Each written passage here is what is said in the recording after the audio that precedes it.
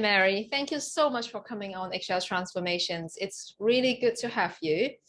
I really appreciate that you've written a book on the subjects that I'm personally interested in. And I think a lot of people still have very narrow understanding of what grief means. It's just today I said to a client that I think you're grieving. You're grieving the state you used to have. You were grieving the life you used to have. And he said, well, no one has died in my life. So that's one of the things that we need to talk about. But before I went on and on, welcome. And I would love for you to introduce yourself to our audience too. Well, I'm a clinical psychologist, and I've enjoyed your work. Like you, Oh. I try to do a lot of public information and help people help themselves just by having that kind of knowledge. And I'm also a professor at the Wright Institute in Berkeley, California, and I have a private practice in Marin County, California, far away from you. Brilliant. Thank you for the introduction. So in clinical psychology, I mean, I'm guessing in your training, you didn't get a module called grief, or were there? Oh, absolutely not. Even where I teach, we don't have a specific course on grief. I think it's discussed only when it comes up with clients for my students. But it's a shame because grief is such an important subject. And Yes. so many people hold it in their hearts so silently, not just about people who have died, but as you've said, about life situations. Yeah, it is a very underserved subject, and yet it's in the fabric of our day-to-day life. I didn't mean to start heavy, but I guess we live with it. It's not necessarily heavy. Your book is titled Grief Isn't Something to Get Over. I love it. And Thank you. I mean, we can say that about a lot of emotions actually, but you know, a lot of inconvenience, tabooed emotions like grief and shame. But here we're talking about grief today. I would imagine many people would come to you and say they want to get over grief, as I do. You know, Lot of how do people I come get to me rid and of say this that. feeling in my body, in my heart? Why can't I just get over it? I mean, yeah, why isn't grief something to get over? Tell Well, us. actually, I'm so glad you like the title because originally, when a publisher asked if I was interested in writing a book for the public on shame, and I said, well, if I'm going to write one more book, because I already had 5 at that point, I'm going to write one called Grief Isn't Something to Get Over. And the acquisitions editor really liked that title and asked me for a proposal. So I gave her one. Then we took it to the development editor who said, oh, no, you cannot title a book like this. You can't let people think they're not going to get over their grief. And she told me a story about a relative who talked about her deceased son at every family gathering, even though it had been years. And I said, well, she just wants somebody to hear her, to acknowledge her pain, to acknowledge that she takes him with her wherever she goes. That's right. And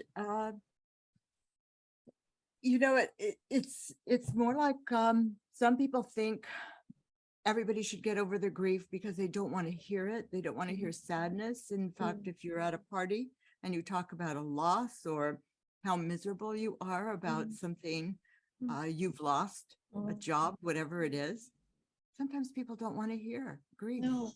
They want happy stories. We're supposed to be happy. I know in our culture, more than in Asian culture and other cultures, we deny our pain. Yeah, there's a lot of positive get up and go. Yes. I mean, that's a good thing about American culture though, which is you make a lot of things happen, you push through. It's as though you can make this, you know, the nation is built on making the impossible possible. And yes, everything has its shadow side where there are certain things in life we have to surrender to. Well, there's a movement in psychology, as you know, toward, positive psychology, toward Indeed. happiness and getting rid of pain. And it's impossible. The more we try to be happy, actually, the more miserable we are. If happiness is a value or a goal, then we're always measuring, aren't we? Yeah. But in terms of grief and it not being something to get over, the book is really about how memory and emotions work to produce the experience of grief. And because we have memory, we have grief. If we didn't have memory, we wouldn't have grief, because we grieve when we remember when things were different. That statement is, it sounds like such a truism. Yeah, of course, if we don't have memory, we don't have grief. But yes, I have never thought about it like that. Yes, it surprised me how many people don't think about it like that. And I guess Yeah. until I wrote the book, I didn't conceptualize it like that. But I knew that grief was about memories. Mm. And so How have you we, come to that understanding? well, I think in my own experience, that recognizing that sadness is produced by remembering Mm. a happy time when I had somebody near me or somebody was alive. I lost both of my parents when I was young. Oh, My mother when I sorry. was 11 and my father when I was 21. And That's actually pretty when I was young, doing 11.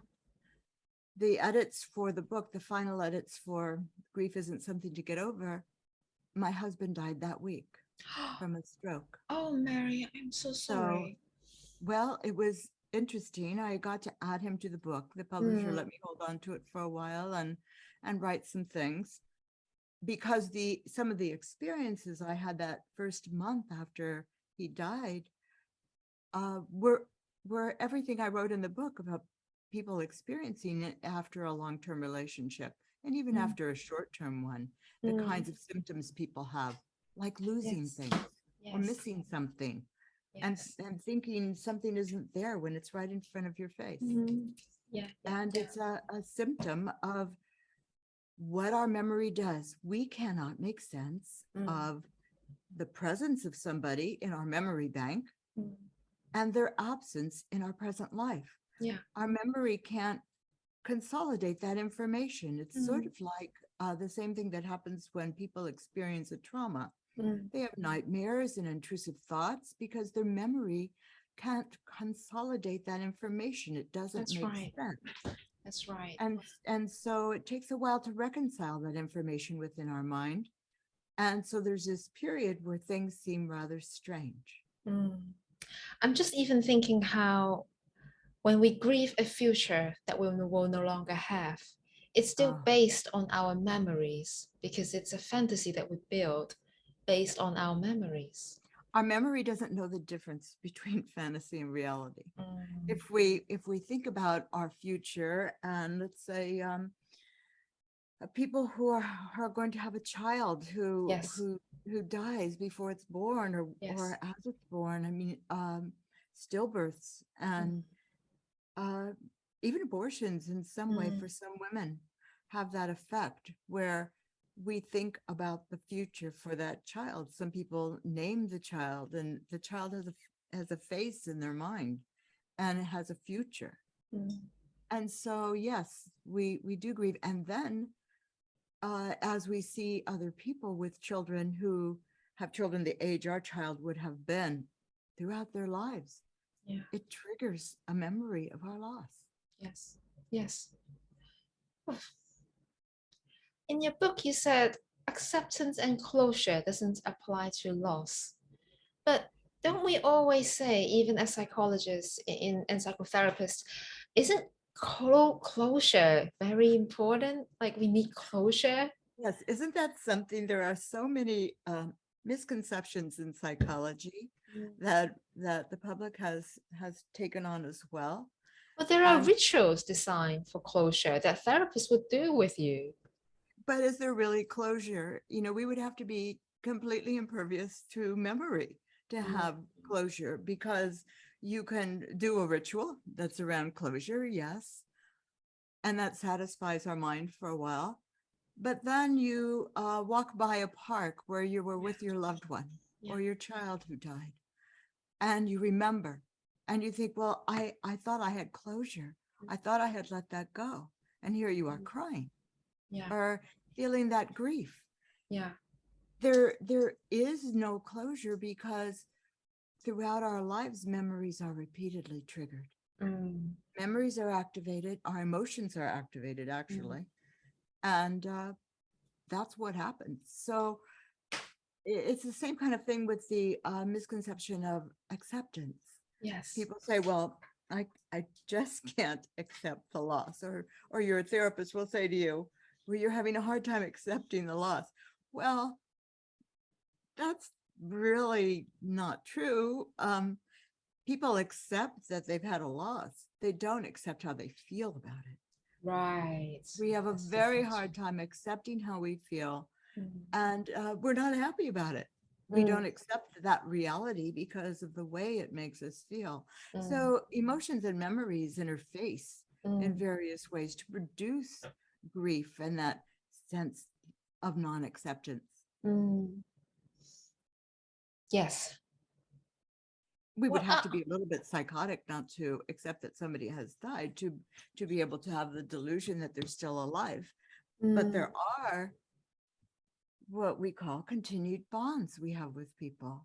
And is that that's one. healthy? Is it good to have a Oh, continuous bond? abs- absolutely. Is it good to build a Because little home in our hearts for our lost loved yes, ones? it is a home, and it is a way in which we can I guess satisfy our memory. Mm. Our memory says they're not here, and a continued bond says they are. You know, our memory will say they're here, but they're not here. They have a whole history with us. Then suddenly they're not here. If we have a continued bond, it satisfies it. It gives it a continuity. Would that not in a So, way feel more sad though when the when the gap between your fantasy and the reality breaks through and then you painfully realize they're not here?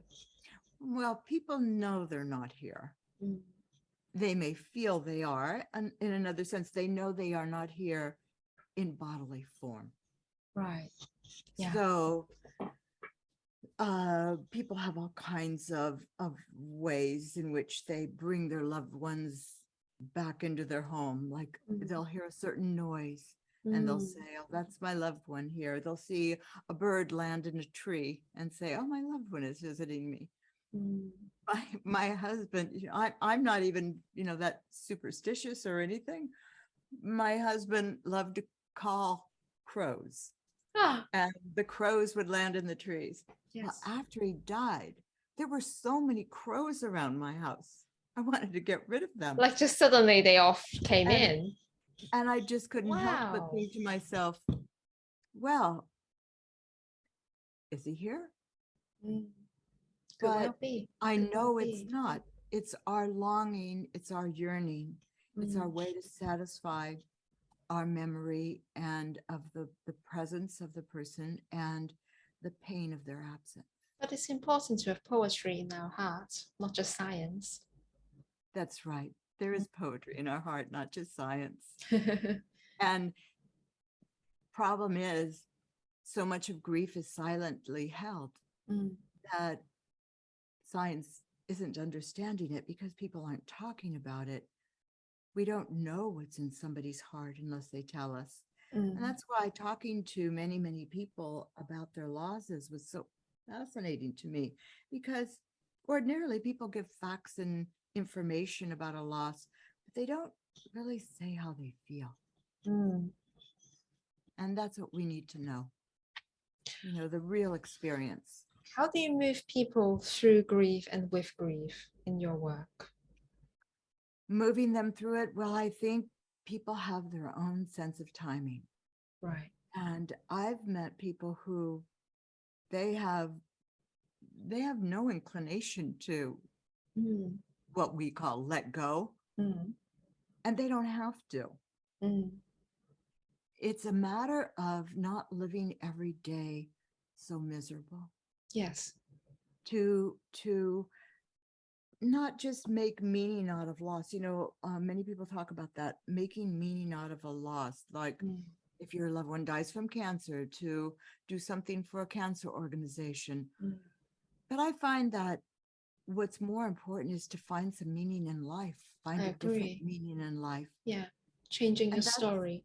yes, and that's where the new diagnosis of prolonged grief comes from too, is that when somebody is suffering so much that they cannot find new meaning in life, it's very difficult.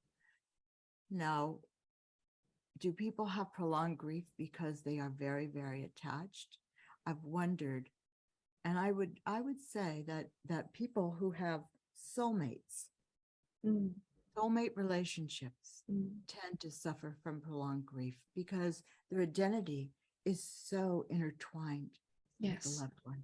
I so hear you. Reminds me of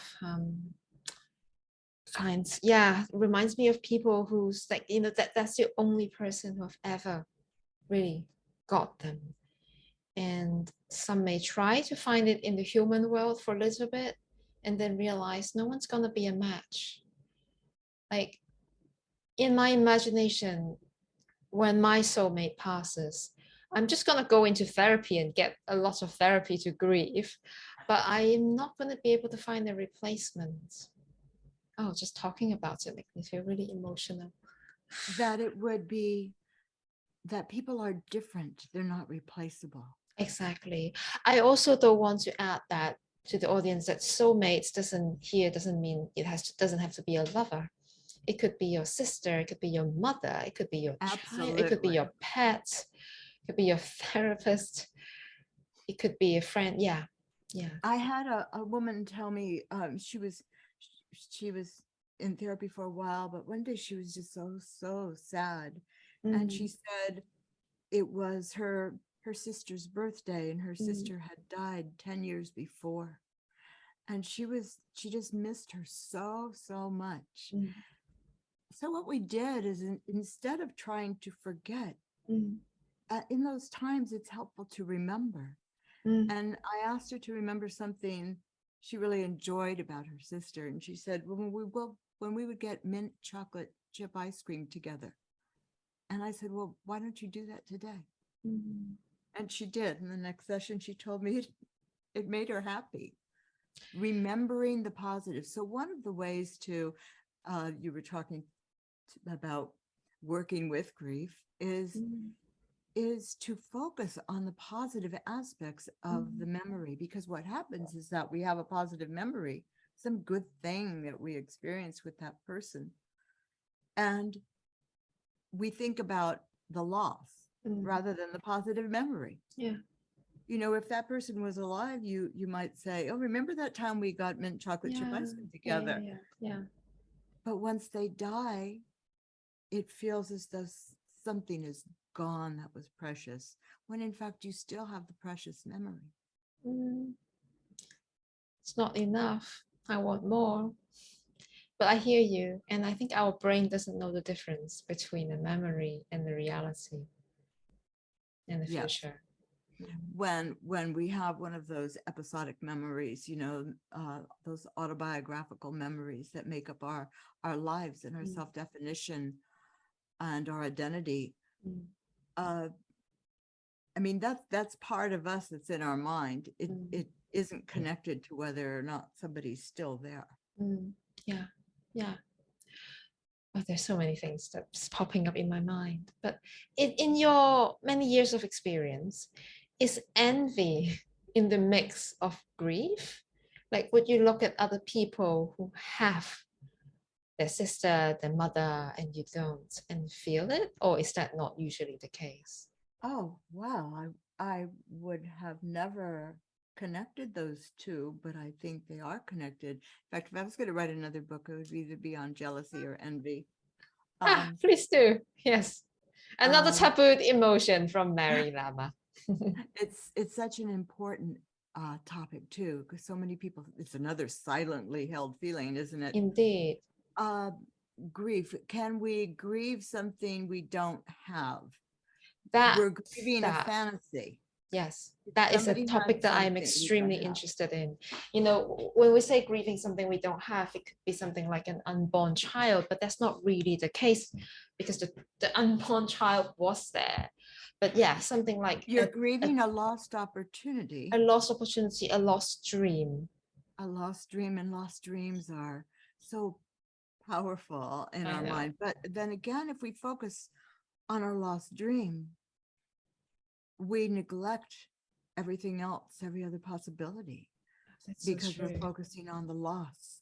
And that's the same as with grief. Is if you focus on the unhappiness of not having that person there, Mm, you're not experiencing the happy memory at all, Oh, or that's what really else there true. is that we could have. There are And so other many more possibilities life-giving in life. dreams one could have. Absolutely. So if we focus on what we didn't get in life, Mm. or who we aren't, or who we can never be, Yeah, the life we never then had. we have to ask ourselves, why am I trying to make myself so miserable by focusing on what I don't have rather than what I do? Yeah. There are all these parallel universes with another version of me living life, but this is the only one we have. But Then if we it's cannot make it different, it's like worrying about something and it stops our life yeah. when there are so many other possibilities. Mm. Worrying about something before it's time to worry about it, Mm. or when there's nothing to worry about it. Mm. Like, what if Yeah. 10 years from now this happens to me? Well, we can't control that. Mm. Thank you. No, thank you for that reminder. I think when we are in the thick of grief, it's very hard to pull ourselves out and say, hey, there are all these other people, things, dreams, possibilities, talents waiting, when we are fixated and I mean, I've experienced that myself. Yeah. So what are some other forms of unrecognized forms of grief? As most people only think about loss of a loved ones. I mean, Oh, I one see thing it. that I'm thinking about, which probably is recognized, is, the Ukraine crisis, people being misplaced, refugees.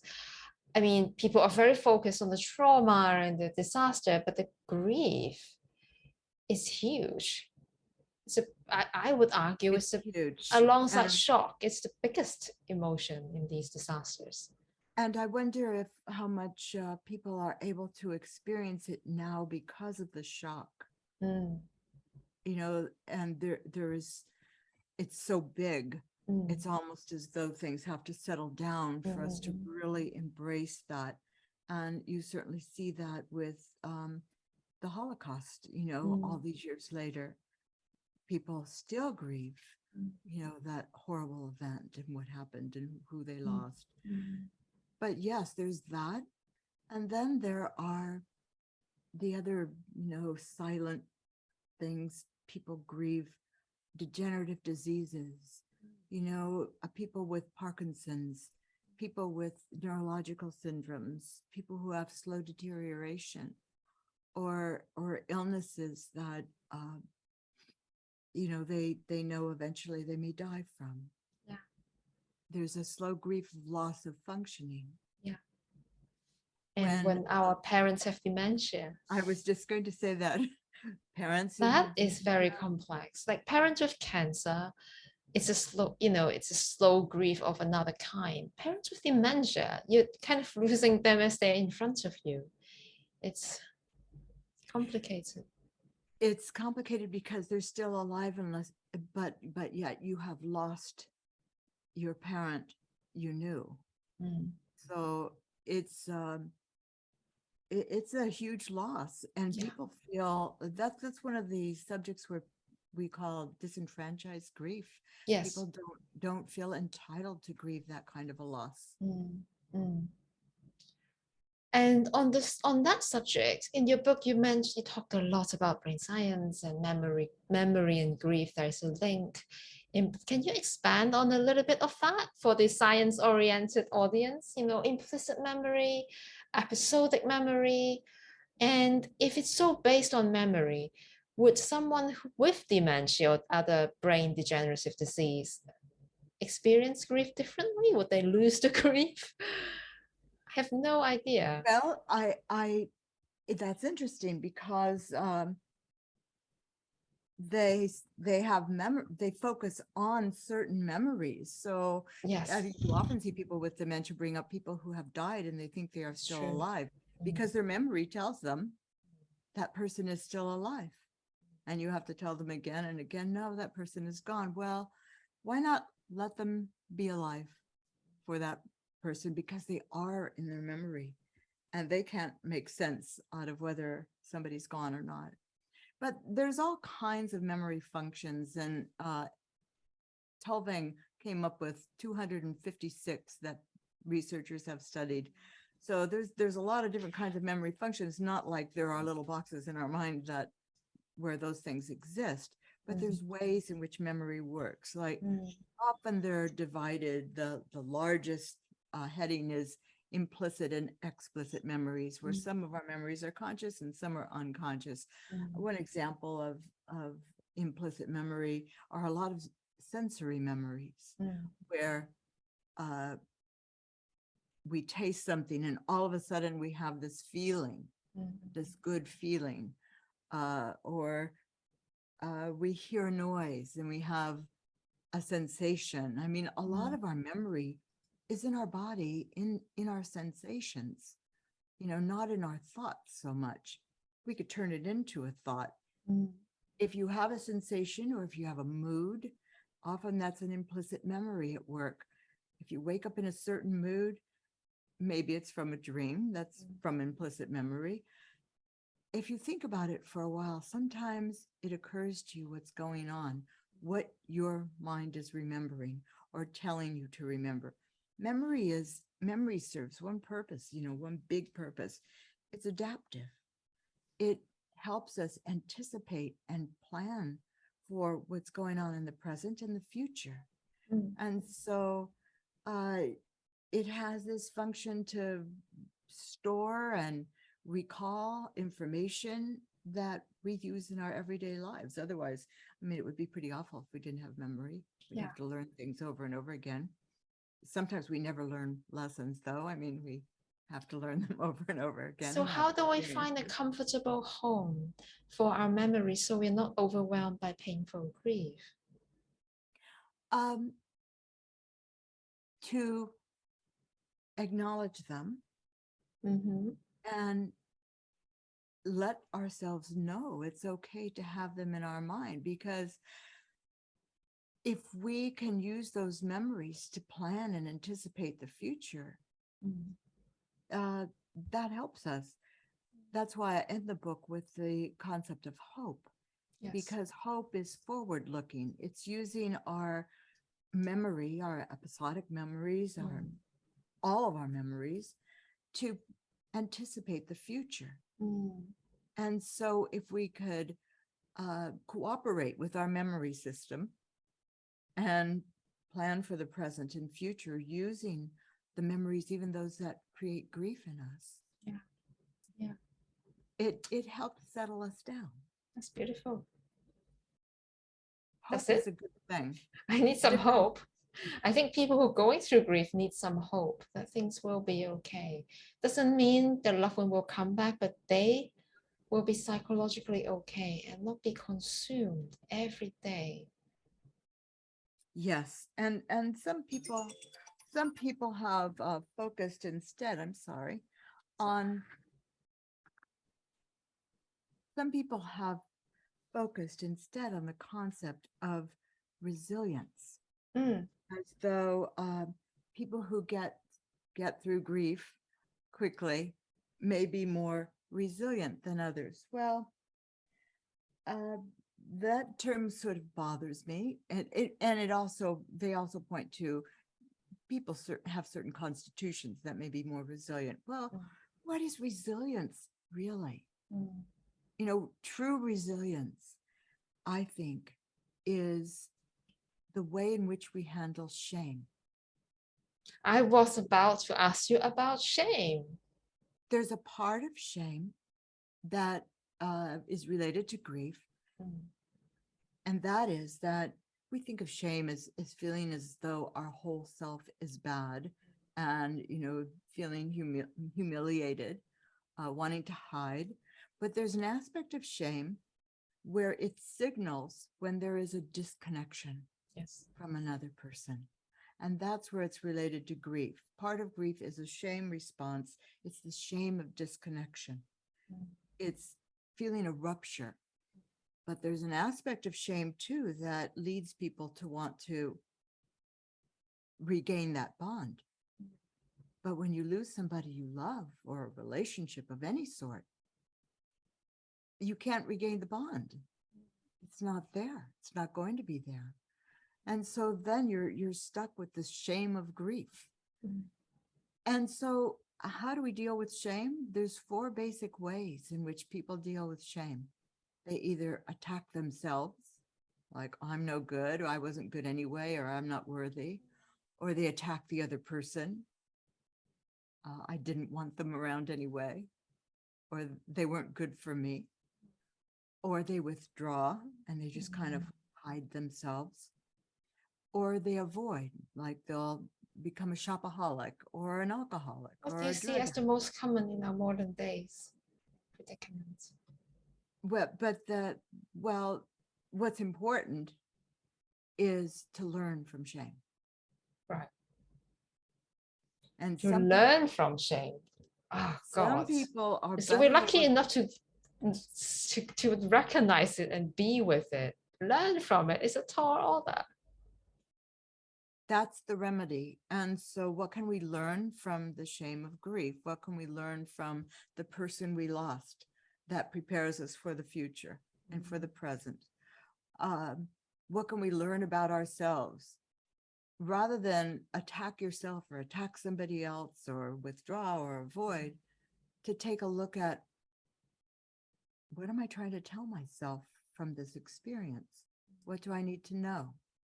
It's no different than children in school who they feel horrible if they can't read well or do something well or do a math problem when they're little. And they have terrible shame, but they have to learn how to learn from their shame rather than withdraw or give up. Mm, And it's no different than that. I hear you. What about self-identity? How is grief linked to our identity?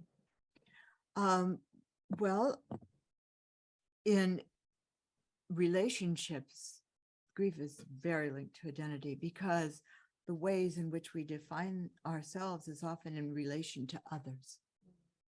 And so when somebody dies, they're gone, but part of our identity is missing too in relation to them, especially people in couples. Mm. You know, they feel it at social events in particular, that part of themselves is missing. Mm. Or if you work with somebody, if you raise children with somebody, you know, part of your identity is missing when they're gone. Is losing someone when one is younger different to when they're in different stage of life then? Because Well, it's different. It's not worse, better. I think it depends on so many factors. Of all things, I think grief is personal. grief is It's personal, so individual. It's so individual. even Every when it single comes to a situation collective is different. disaster. Even in collective disasters, like, you know, the fires we've had here in the Western United States, and where people have lost their homes and they have this collective grief, or in the Ukraine, or anywhere, it's a collective grief, but each situation is different. Yeah. Because everybody's memories are different too. And the way in which, you know, they have grown up to experience their emotions and express their emotions, and the responses they have gotten from others to their emotions, and how emotion is expressed in their culture. Every person differs. So I can already hear some of my clients going, what do I do? I know people want It's to, that question again. What do I do and how do I get over it? because people want to feel better. And Yeah. we can't blame anybody for wanting to feel better. Of course they do. And first thing is, I think, to always take a look at the memory that makes you sad is a happy memory. And to focus on the happy part too, that our memory keeps people with us. It's like a photograph album.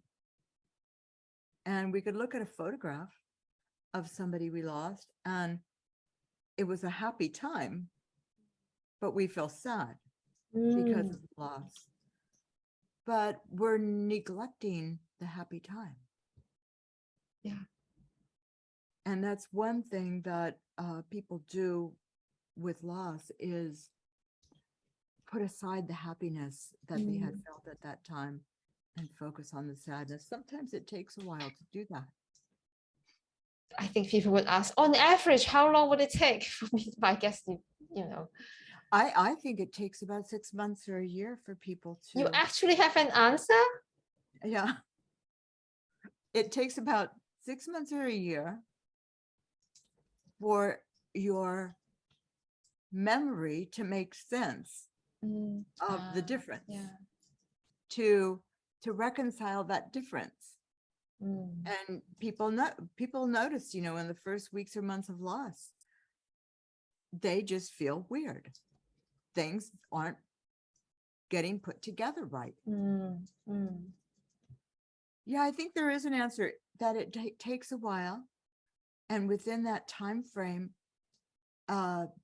people get back into their life, Yeah. and that's what helps. 6 months to a year. But I guess the memory would still stay with them. Absolutely, they'll still have periodic grief. We won't get over that, but it takes a while for your mind to make sense of something. People have this experience all the time when they move.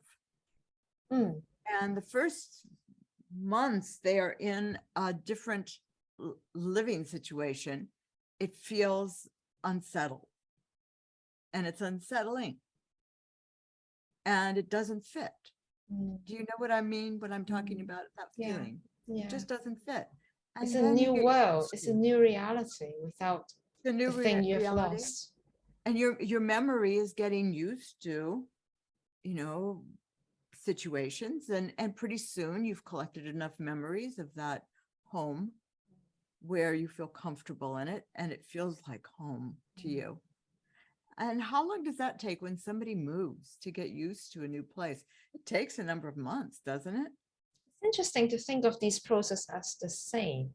I mean, not exactly the same, but it's interesting to think about it like that. It's how memory gets constructed. I mean, memory looks for patterns. It's a very big pattern matching experience. And so if you move, it doesn't match the patterns in your memory. And your memory doesn't know where to put that information. Yeah. And it's just trying to sort it. That's what memory does. It sorts information. Yeah. And so that's how it prepares us. Yeah. Oh, this situation is the same. Oh, this situation is different. I don't need to trigger an emotion of fear with this situation because you've had 5,000 of them and you've been okay. Although in some people that happens anyway, because they have the fantasy that something bad is going to happen, and the memory takes that on.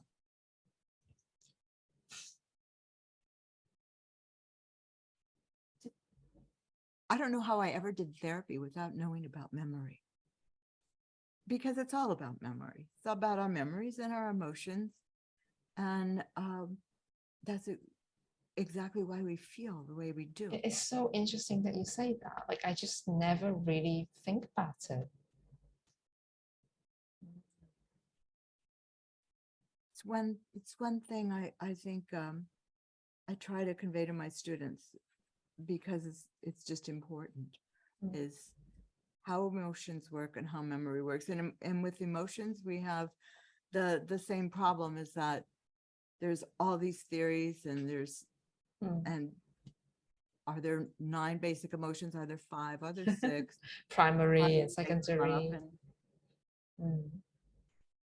Science versus poetry. Going back to that. It's some, yeah.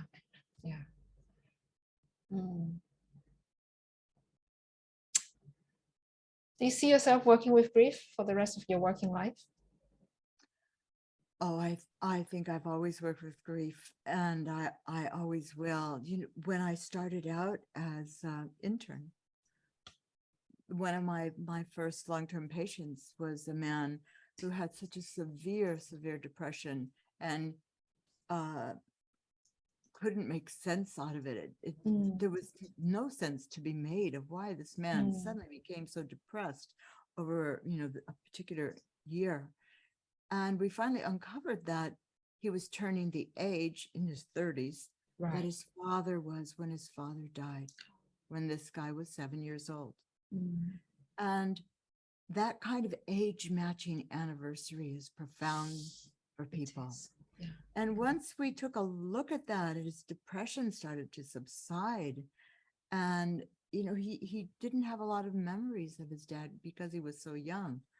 But we got through that. And there I was an intern and smugly thinking, well, that won't happen to me Smugly thinking. because I knew, exactly the age I was going to be Mm, that matched my mother's when she died. mm, But uh, that didn't happen to me. Other things happened to me. What I did, memory can trick us too. mm, Memory is very smart and mm. it protects us. My memory actually switched the date that would be the year my age matched my mother's when she died. And so the date passed by a year, even though I could look back and see that I was doing things Mm, that symbolized being mm, alive. mm. So, age matching anniversaries are important. Birthdays of somebody who dies, death days. It would be really holding if people around us hold those days in mind, wouldn't it? And so that's how you can. Often we forget, but we wake up in a certain mood or we're Mm, sad. And if mm, always when people have a certain mood or a sadness, even some people who have seasonal affective disorder, I always have to ask, did something happen around this yes, time? it's so interesting that our brain just disconnects. Yeah, I had that, and then I just retrace. Oh, this is the day I go. Yeah, yeah. Yes, our memory has a calendar and a clock. Which we are unconscious of most of the time. Yes, yes. It's part of our implicit memory. Mm. Hey, one question. What do you think of the 5 stages of grief that many people talk about it? I knew you would have a reaction like that. Tell me. Yes. There are so many research papers now for the past 20 years refuting Elizabeth Kubler-Ross's 5 stages of grief, and that we go through these 5 stages and we come out the Ross, other she end. didn't mean it like that, actually. She didn't mean No. it as linear, but yeah, it And just there are became some, like that. but then you see people who will come to therapy and they'll say, I must be in the anger stage of grief, or I must be in the denial stage of grief. Well, there are no stages like that.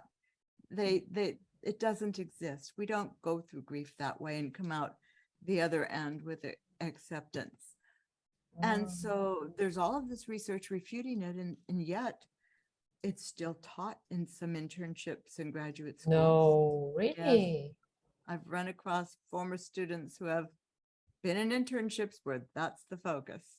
Mm. And it's really surprises me. Uh, there are so many misconceptions and myths in psychology that we hold Mm. on to. Mm. Yes. So no, we don't go The through sixth stages. book, the sixth book, Mary. Misconceptions. I think there's a couple of books written on that. Lilienfeld wrote one that is just beautiful on Mm. misconceptions in psychology. So if someone is going through grief right now, prolonged, complicated grief, with someone who was in their life many years ago, more than 10 years ago, is there a quick exercise, meditation, questions you can offer them right now as a little gift from you? I think mainly to remember to focus on the positive memories Mhm. and bring that person to life inside of you, in the home inside of you, so that you're not always trying to get rid of your grief. When you're trying to get rid of your grief, you're trying to get rid of your memory. And we don't want the memory of the person to be gone. We just want the sad feelings to be gone. And so we also have to remember the good times. forming a relationship with somebody who understands, I think, is very important. To have people around you who understand, to talk about your grief in ways with people so that you could find those people who resonate with you. Mm. When you feel so alone with a loss, Yes. it's very hard. Yes. And on the reverse, how can we support someone going through prolonged, complicated, heavy grief? I think it's important not to be afraid to talk about it. People are afraid to bring it up with those who are grieving because they're afraid they'll make them feel sad, when in fact that's sometimes exactly what the person needs. But they don't need, how are you feeling? Have you eaten? Yes. Well, have you eaten? Maybe okay, but you know. What they need is more of, I was thinking about your son the other day, and this is that's what beautiful. Yeah, I remember. Yeah. And, or do you remember that time when we all did this? To think about a happy, positive memory and convey it to that person about their lost loved one, rather than try to draw out their misery, you know, to help amplify the good memories. A man told me once that, I mean, he had lost 2 of his children.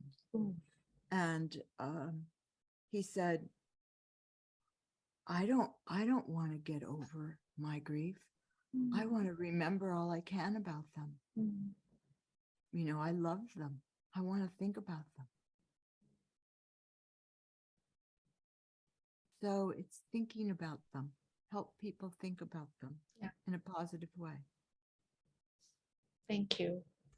Thank you for such a beautiful, poignant, deep conversation about grief with me. I didn't know you lost your husband when you were editing the book. That explains how poignant and deep it went. And thank you for bringing these words into the world and for helping me understand things deeper. Yeah, I think, you know, just certain things I've never thought about. To focus on the positive memory, which can be hard to do. It's the paradox is the more I bring up the positive memory, the heavier the grief is, which then makes me want to push the grief away. Yes, it's a big cycle. Yeah. You have to get used to being able to hold on to the memory, the person, and to say, what part of them do I want to keep with me? Even if it's their smile. As you go out into the world and make new meaning for yourself. Yeah. Thank you. Thank you. That's really it for me. Is there anything else you can say to our audience about you, about interesting projects coming up, about resilience? Well, I hope they will take a look at the book and or review your podcast, because you have so much to offer the public. Oh, thank you. I appreciate it. Thank you so much. Thank you. All right.